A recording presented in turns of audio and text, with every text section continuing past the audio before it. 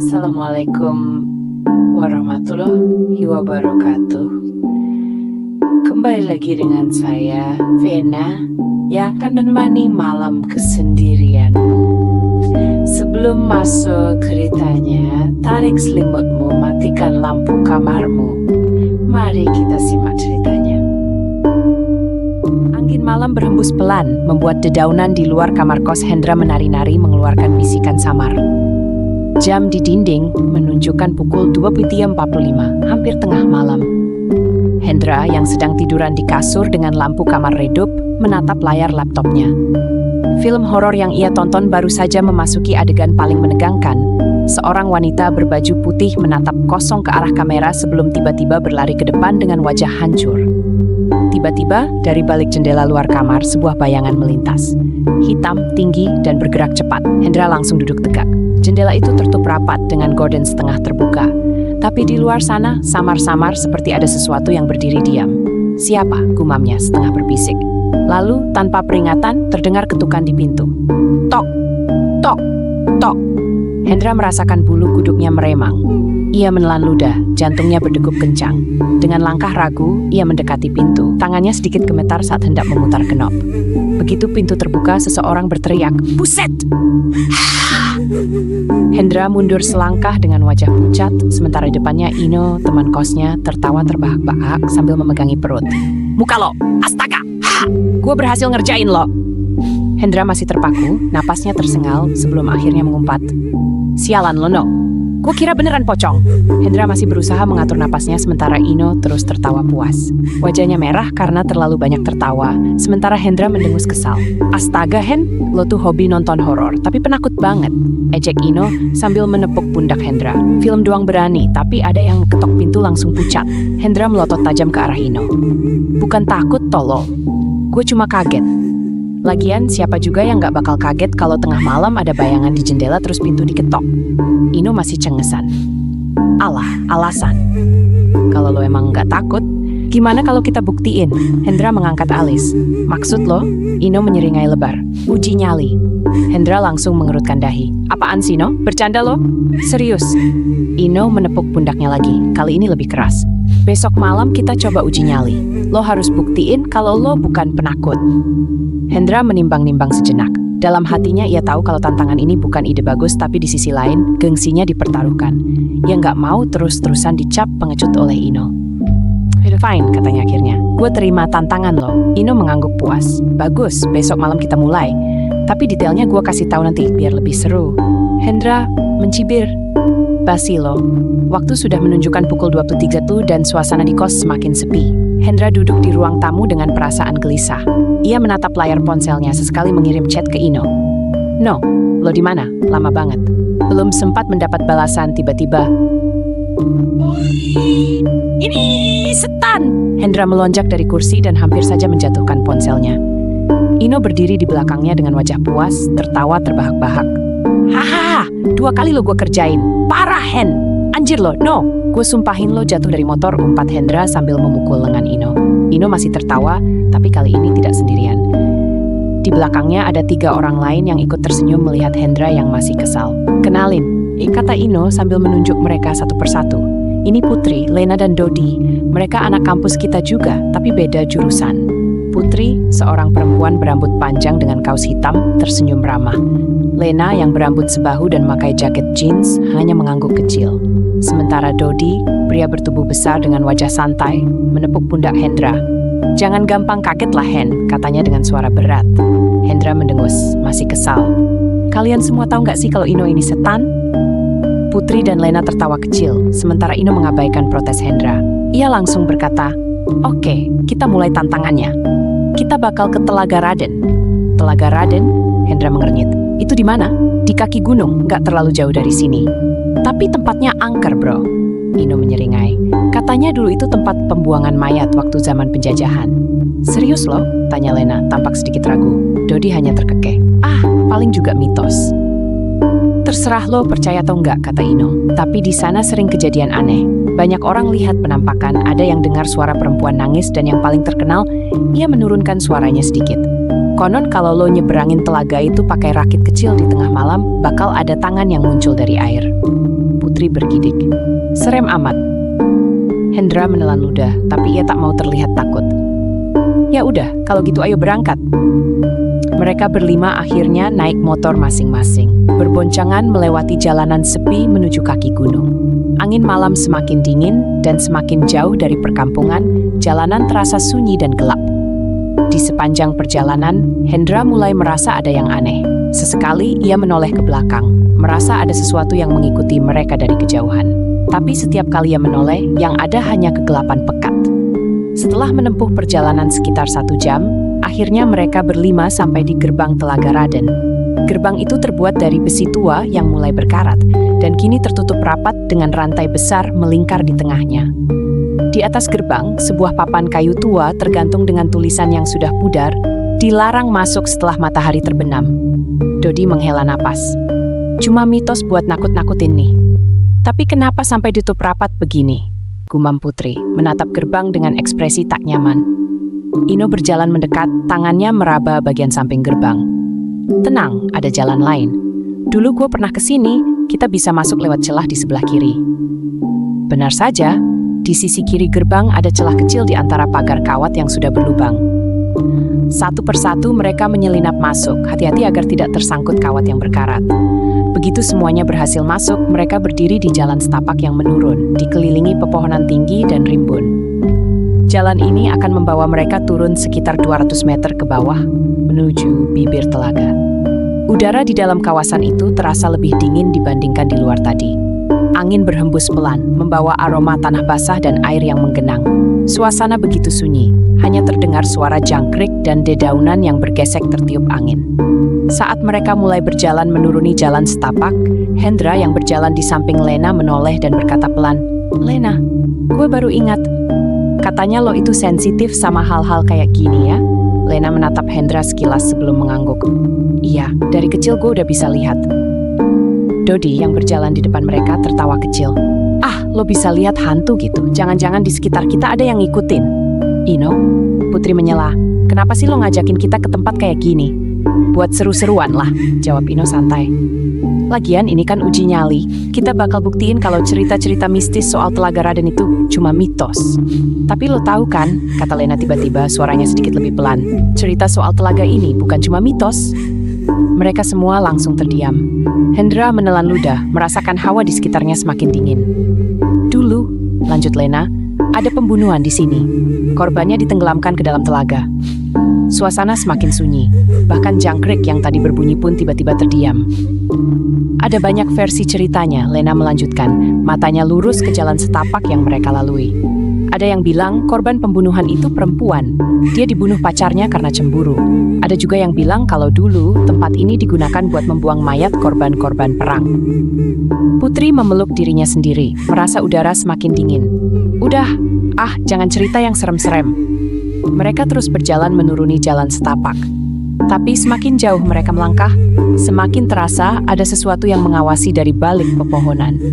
Hendra melirik Lena. Gadis itu terlihat sedikit pucat dan melangkah lebih pelan dari yang lain. "Kenapa, Len?" bisik Hendra. Lena tak langsung menjawab. Matanya menatap lurus ke depan, ke kegelapan yang semakin pekat di antara pepohonan. "Di sana," bisiknya akhirnya. Hendra mengernyit. "Di mana?" Lena mengangkat tangannya, menunjuk ke sisi kanan jalan. "Ada yang berdiri di sana." Mereka semua langsung berhenti melangkah. "Jangan bercanda, Len," gumam Putri, suaranya gemetar. Lena tak menjawab. Tatapannya masih terkunci ke satu titik di antara pepohonan. Lalu, tiba-tiba dari arah yang sama terdengar suara seperti sesuatu yang bergerak di dalam air. Mereka semua berpaling ke arah telaga yang kini mulai terlihat di depan mereka. Airnya hitam pekat, nyaris seperti cermin tanpa dasar. Setelah menuruni jalan setapak yang terjal dan gelap, akhirnya mereka berlima sampai di ujung telaga. Tempat itu berupa tanah datar yang cukup luas dengan beberapa batu besar berserakan. Air telaga tampak hitam pekat seperti cermin yang tak memiliki dasar. Di sekeliling mereka, pohon-pohon tinggi berdiri diam, menciptakan bayangan menyeramkan di bawah sinar bulan yang redup. Tanpa berbicara banyak, mereka mulai menyiapkan tempat duduk. Ino dan Dodi mengeluarkan kamera dan tripod, meletakkannya di posisi strategis agar bisa menangkap semua sudut. Putri memegang kamera pribadi, bersiap jika ada sesuatu yang aneh terjadi. Jadi gini, kata Ino setelah semuanya siap. Aturannya simpel, kita bakal duduk di sini sampai jam 3 pagi. Nggak ada yang nyalain HP, nggak ada yang keluar dari lingkaran. Kalau ada yang keluar duluan, tanya Hendra. Berarti lo kalah, jawab Ino santai. Tapi kalau ada yang takut, ya silakan pergi. Hendra mendengus, tak mau harga dirinya diinjak lagi. Gue di sini sampai pagi. Mereka pun duduk melingkar, menyalakan beberapa lilin kecil di tengah untuk memberikan sedikit penerangan. Begitu semua ponsel dimatikan, suasana langsung terasa berbeda. Sunyi, yang terdengar hanya suara riak air dari telaga dan sesekali suara jangkrik atau burung malam yang entah bersembunyi di mana. Angin berhembus pelan membawa hawa dingin yang menusuk kulit. Dodi menguap dan bersandar ke batu besar di belakangnya. Gini doang, gue kira bakal ada ritualnya. Ini bukan ritual, Dod, kata Lena dengan suara pelan. Ini cuma uji nyali. Lagian, ia menoleh ke arah telaga. Kita nggak boleh sembarangan kalau di tempat kayak gini. Ino, Putri menyela. Kenapa lo milih tempat ini? Ino mengangkat bahu. Karena katanya paling angker. Hendra mendesis pelan. Paling angker, tapi lo malah ngajak kita ke sini? Pinter. Ino tertawa kecil. Yalah, biar ada tantangan. Kalau nggak, mana seru? Hendra hanya menggeleng, sementara Lena masih menatap ke arah telaga dengan ekspresi serius. Lo lihat sesuatu lagi, Len? Bisik Hendra, hampir tak terdengar. Lena tak langsung menjawab. Ia mengernyit, menajamkan pandangannya ke seberang telaga yang gelap. Ada yang jalan di sana, gumamnya akhirnya. Mereka semua langsung membeku. Di mana? Tanya Putri, matanya membesar. Lena mengangkat tangannya menunjuk ke seberang telaga. Di sana, dekat pohon besar itu. Semua mata mengikuti arah yang ditunjuk Lena. Mereka semua menatap ke kegelapan di seberang telaga, tapi tidak ada apa-apa di sana. Dodi menghela napas lega. Lo doang yang bisa lihat, Len. Jangan nakut-nakutin. Lena tak menjawab, tapi ekspresinya tetap tegang. Saat mereka kembali menenangkan diri, tiba-tiba terdengar suara pleng, seperti sesuatu jatuh ke dalam air. Mereka semua menoleh ke arah suara itu. Riak kecil muncul di permukaan telaga, seolah ada sesuatu yang baru saja tercebur ke dalam. Apa tadi? Bisik Putri, menggenggam erat kameranya. Hendra menelan ludah, merasakan bulu kuduknya meremang. Ino? Katanya pelan, ini nggak lucu lagi. Namun, sebelum Ino sempat menjawab, tiba-tiba terdengar sesuatu yang lebih mengerikan. Dari dalam air, terdengar suara lirih. Suara perempuan yang sedang tertawa pelan. Lena langsung meraih tangan Hendra, mencengkram erat. Kita nggak sendirian, bisiknya. Wajahnya kini pucat pasi. Suasana semakin mencekam. Semua mata tertuju ke telaga, ke arah kepala berambut panjang yang perlahan muncul dari dalam air. Namun, dalam hitungan detik, kepala itu menghilang begitu saja, seolah ditelan kegelapan. Mereka masih terdiam, napas tertahan. Tak ada yang berani bergerak atau mengeluarkan suara, hingga akhirnya Lena berbicara dengan nada gemetar. Bukan cuma di air, bisiknya. Di pohon randu besar di seberang sana, ada sesuatu. Mereka langsung menoleh ke pohon yang dimaksud. Pohon randu itu berdiri menjulang tinggi dengan cabang-cabang besar yang menyerupai tangan terentang. Dari tempat mereka duduk, siluetnya terlihat seperti bayangan gelap melawan langit malam yang kelabu. Ada yang ngeliatin kita dari atas sana, lanjut Lena. Suaranya nyaris bergetar. Hendra merasakan jantungnya berdegup lebih kencang. Ia menelan ludah, tapi tak berani melihat terlalu lama ke arah pohon randu itu. Ino, di sisi lain, malah terkekeh kecil. Hendra, lo nggak pipis di celana kan? Anjir, no, ini bukan main-main. Hendra mendesis kesal, tapi jelas ada ketakutan di matanya. Tenang, woi. Dodi menepuk pundak Hendra. Jangan bikin panik. Tapi suasana semakin tak nyaman. Putri yang sejak tadi diam, akhirnya membuka suara. Kayaknya, gue tahu kenapa. Semua menoleh padanya. Putri menghela napas panjang sebelum berkata dengan ragu. Gue lagi haid. Seketika, Dodi menatapnya dengan wajah berubah merah. Lo serius? Putri mengangguk pelan. Harusnya lo nggak ikut, Put. Suara Dodi meninggi, sedikit panik. Udah, Dot, sela Lena cepat. Semua udah terjadi. Sekarang kita di sini, jangan usil dan jangan ribut. Ino mengangkat alis. Emang kenapa kalau dia lagi haid? Lena menatap Ino dengan tajam. Lo nggak tahu, no? Orang yang lagi haid itu lebih rentan di tempat kayak gini. Bau darahnya bisa mengundang mereka. Hendra langsung bergidik ngeri. Ia menoleh ke telaga, membayangkan kepala tadi muncul karena sesuatu di tempat ini sudah menyadari keberadaan mereka. Dodi mengusap wajahnya dengan kasar. Lo harusnya bilang dari awal, Put. Putri menunduk, merasa bersalah. Gak enak kalau bilang tadi. Sekarang udah gak ada gunanya nyalahin siapa-siapa, kata Lena. Kita harus tetap tenang dan gak melakukan hal bodoh. Hening sejenak. Angin berhembus lebih kencang, membuat api lilin kecil yang mereka nyalakan berkedip-kedip hampir padam. Tiba-tiba terdengar suara dari arah pohon randu. Krak, seperti ada sesuatu yang bergerak di atas sana. Lena mengerutkan kening, napasnya memburu. Dia turun. Mereka semua langsung membeku. Kita harus pergi, bisik Hendra. Nadanya hampir memohon. Namun sebelum ada yang bisa bergerak, terdengar suara lain dari dalam telaga.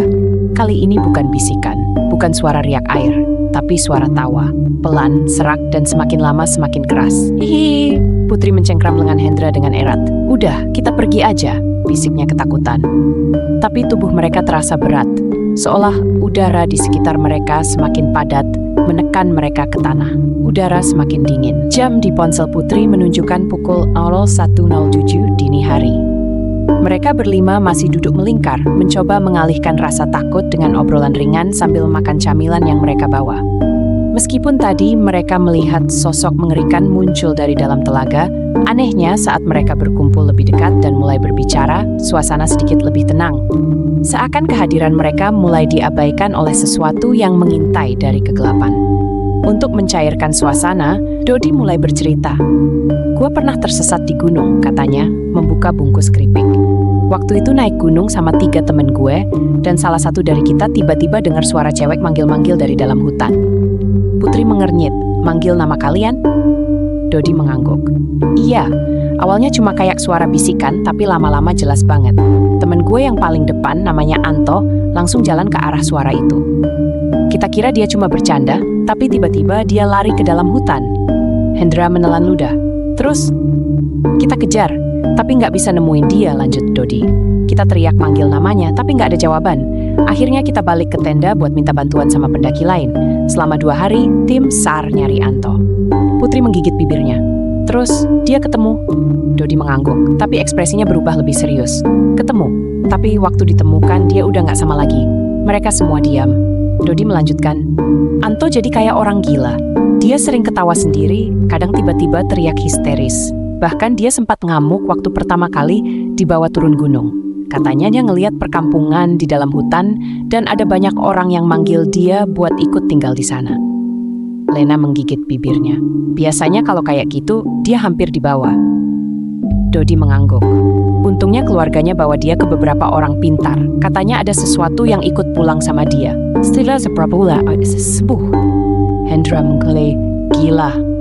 Lena yang sejak tadi diam, akhirnya berbicara. Kasus kayak gitu banyak terjadi, apalagi di gunung. Makanya kalau naik gunung, jangan pernah asal ngikutin suara yang gak jelas. Hendra menoleh ke Lena, matanya menyipit penuh rasa ingin tahu. Len, ngomong-ngomong, gimana sih lo bisa lihat mereka? Lena menarik napas panjang. Sejenak, ia tampak ragu, tapi akhirnya ia mulai bercerita. Kata ibu gue, waktu kecil gue pernah sakit parah. Demam tinggi berhari-hari gak sembuh-sembuh.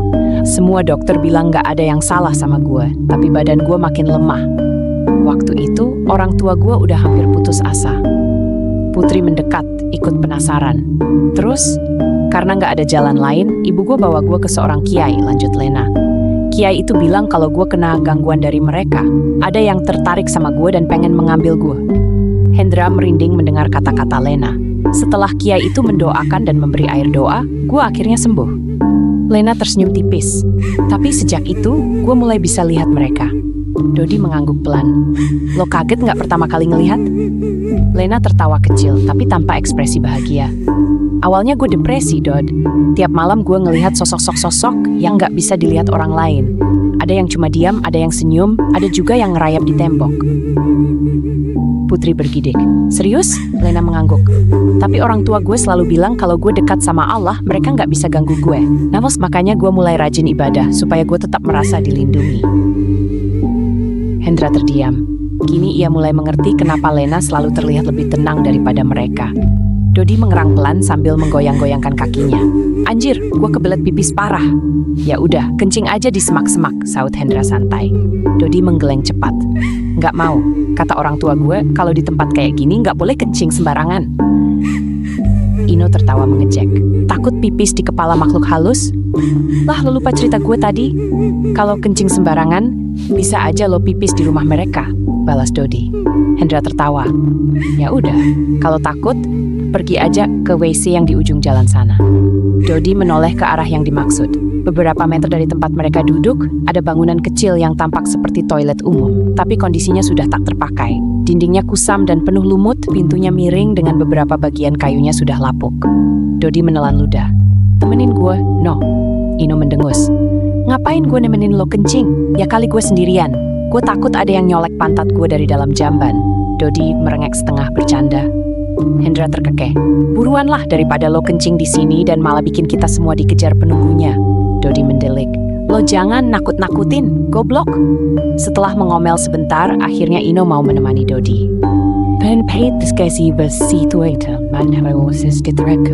Sementara itu, Lena menoleh ke arah Putri dan menepuk pelan pundaknya. Lo baik-baik aja? Tanyanya. Putri menghela napas kecil dan mengangguk. Iya, gue nggak kenapa-kenapa. Cuma entah kenapa gue ngerasa dingin banget. Lena mengernyit. Dingin? Kayak kedinginan biasa atau? Putri terdiam sejenak sebelum menjawab. Kayak ada yang deket. Lena langsung menegang. Putri tersenyum tipis berusaha menenangkan suasana. Sebenarnya gue ini orangnya penakut, Len. Tapi gue pengen coba buat lebih berani, makanya gue ikut ke sini. Lena menghela napas lalu tersenyum kecil. Gue ngerti, tapi kalau lo mulai ngerasa ada yang aneh atau lo ngerasa nggak nyaman, kasih tahu gue ya. Putri mengangguk. Hendra yang sedari tadi mendengar obrolan mereka ikut berkomentar, kalau lo penakut kenapa nekat ikut Put? Putri tertawa kecil. Ya kan kalau nggak dicoba gue nggak akan pernah tahu rasanya. Hendra mengangguk menghargai keberanian Putri. Dodi dan Ino akhirnya kembali ke tempat mereka berkumpul. Wajah Dodi terlihat lebih pucat dari sebelumnya, sementara Ino tampak biasa saja, meskipun ekspresinya sedikit aneh. Hendra menatap mereka dengan curiga. Kenapa lama banget? Tanyanya sambil melipat tangan di dada. Ino mengangkat bahu. Gak tahu tuh si Dodi lama banget di WC. Mereka semua menoleh ke Dodi. Cowok itu masih menunduk, raut wajahnya sulit dibaca. Lena melangkah lebih dekat. Lo baik-baik aja, Dod? Tanyanya pelan. Dodi mengangguk, tapi suaranya terdengar datar. Baik-baik aja. Meskipun jawaban itu terdengar normal, ada sesuatu yang membuat Lena tidak tenang. Namun sebelum dia sempat bertanya lebih lanjut, Ino melihat jam di ponselnya dan berseru. Udah jam Tia, berarti uji nyalinya udah selesai. Putri langsung menghela napas lega. Syukurlah, gue takut ada sesuatu yang lebih buruk terjadi. Hendra menoleh ke Ino dengan seringai mengejek. Lo kan katanya bukan penakut, no, tapi tadi lari juga dari WC. Ino hanya tertawa kecil dan mengangkat bahu. Ya udahlah, yang penting kita aman. Mereka segera merapikan alat-alat mereka. Kamera yang dipasang di tripod dimatikan.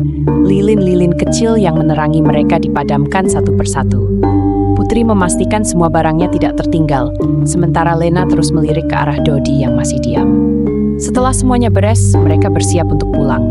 Lena tiba-tiba berkata, nanti pas sampai kos, jangan lupa langsung mandi sama syalat subuh ya. Hendra mengernyit, kenapa? Supaya hawa dari tempat ini nggak kebawa pulang, jawab Lena dengan serius. Putri mengangguk setuju. Iya, setuju. Gua nggak mau bawa sesuatu yang nggak seharusnya ikut. Mereka akhirnya berjalan kembali ke motor masing-masing. Sepanjang perjalanan menuju parkiran, Lena sesekali melirik ke arah Dodi yang masih diam dan lebih banyak menunduk. Hendra menggeliat di kasurnya, matanya masih berat karena kantuk. Saat meraih ponselnya di meja samping tempat tidur, matanya sedikit menyipit karena layar yang terlalu terang. Ada puluhan notifikasi. Belasan panggilan tak terjawab dari Ino. Beberapa pesan di grup mereka juga masuk.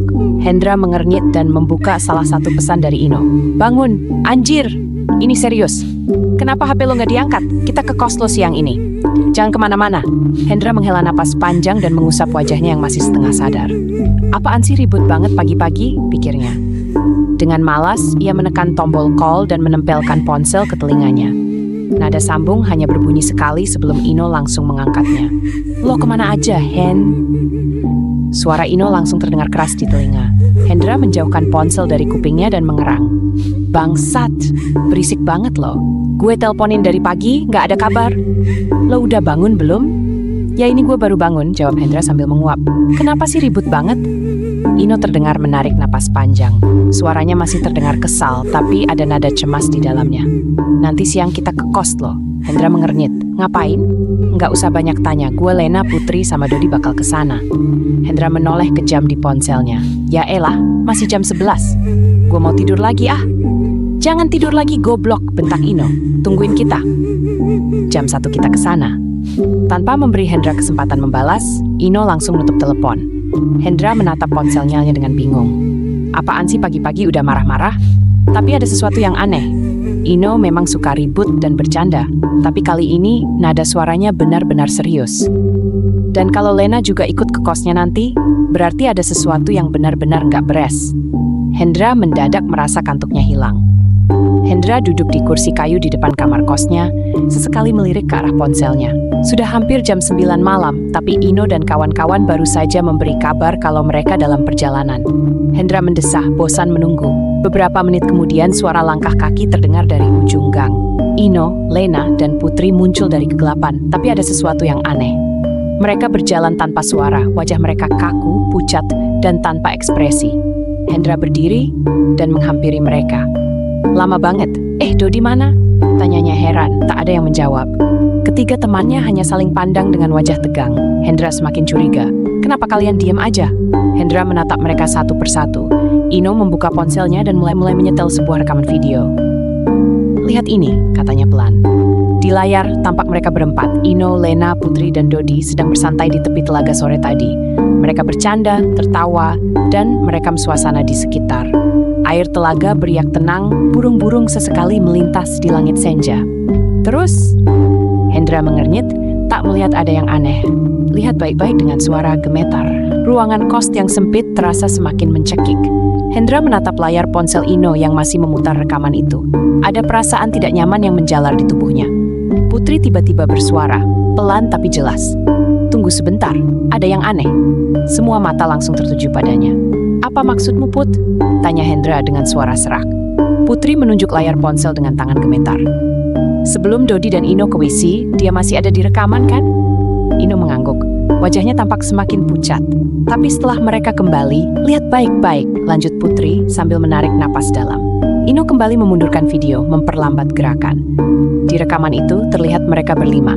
Lena, Putri, Ino, Dodi, dan Hendra bercanda di tepi telaga. Lalu di menit ke-42, Dodi tampak berjalan bersama Ino ke arah toilet umum yang sedikit jauh dari lokasi mereka duduk. Layar kembali dipercepat.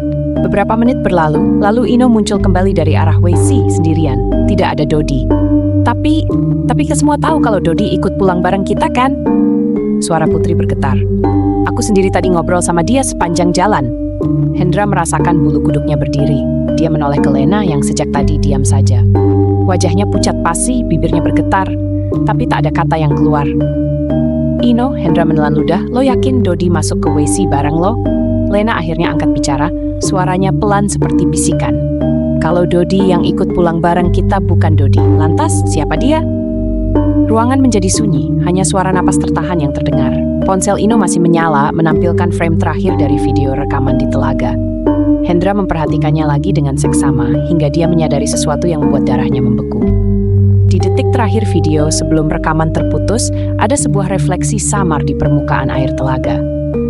Sosok Dodi masih berdiri di sana, diam, tak bergerak, seolah-olah tidak pernah pergi. Putri menutup mulutnya dengan tangan, matanya membelalak ketakutan. Jadi, yang ikut kita pulang itu bukan Dodi? Suaranya bergetar. Keheningan yang mencekam menyelimuti mereka. Pikiran itu meresap ke dalam kepala masing-masing, membawa rasa takut yang semakin menyesakkan. Berarti, Putri melanjutkan dengan suara lirih, Dodi yang asli masih terjebak di telaga. Ino meremas rambutnya dengan frustrasi, wajahnya merah menahan perasaan bersalah yang semakin menyesak di dadanya. Ini salah gue yang terakhir bareng dia di WC, gue yang gak sadar kalau dia gak balik. Lo gak salah? No, kata Lena dengan suara pelan tapi wajahnya masih terlihat shock. Kita semua ada di sana, tapi kita enggak ada yang sadar. Putri menggigit bibirnya. Terus sekarang kita harus gimana? Keheningan kembali menguasai ruangan. Hendra yang sejak tadi diam, akhirnya berbicara, suaranya dalam dan tegas. Kita harus balik ke telaga besok. Semua menoleh ke arahnya. Lo gila, Hendra? Ino membelalak. Kita bahkan gak tahu apa yang sebenarnya terjadi. Kalau itu bukan Dodi, lalu siapa dia? Hendra menarik napas dalam. Justru karena kita nggak tahu, kita harus cari tahu. Kalau Dodi yang asli masih di sana, kita nggak bisa ninggalin dia. Putri menelan ludah, hatinya diliputi ketakutan. Tapi, kalau yang ikut kita itu bukan Dodi, berarti dia masih ada di sekitar kita sekarang, kan? Pernyataan itu membuat semua orang terdiam. Lena memeluk dirinya sendiri, tubuhnya bergetar. Jadi yang barusan kita ajak pulang, yang ngobrol sama kita sepanjang jalan, itu bukan Dodi? Semua memikirkan hal yang sama. Jika Dodi benar-benar bukan Dodi, lalu kemana dia sekarang? Apakah dia masih di luar sana? Apakah dia tahu kalau mereka mulai menyadari keanehan ini? Ino menghembuskan napas berat. Baiklah, besok pagi kita ke telaga. Tak ada yang tidur malam itu. Mereka hanya duduk diam, dihantui oleh bayangan tentang Dodi dan sosok misterius yang ikut mereka pulang. Di luar angin berhembus pelan membawa bisikan samar dari kegelapan.